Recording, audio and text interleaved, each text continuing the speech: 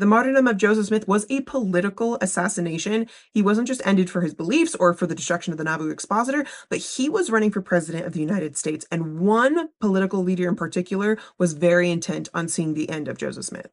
See, by 1844, Nauvoo was booming. It was one of the biggest cities in Illinois, and Joseph Smith's political influence terrified local leaders because the Latter-day Saints voted as a bloc. And then on top of their growing influence overall, Joseph Smith announced that he would be running for the most important political position in the United States as president. But here's the thing, Joseph Smith didn't even want to run for president. He had already begged the US president and other candidates to help stop the violence against his people, but none of them would help.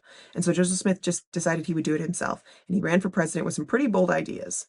On his platform, he wanted to abolish slavery by selling public lands, cut Congress salaries, defend religious liberty, prison reform, and a whole lot more. For the time, he had a very bold platform, and Joseph Smith knew the lethal risk of him running for president because he even said, if I lose my life in a good cause, I am willing to be sacrificed for the general good of mankind. But Joseph's campaign incensed newspaper editor Thomas Sharp because he had already lost a local election to Joseph Smith's own brother, and he blamed the Mormons for his loss. Weeks before the assassination, Thomas Sharp wrote that he wouldn't be surprised to hear of Joseph Smith's death by violent means in a short time.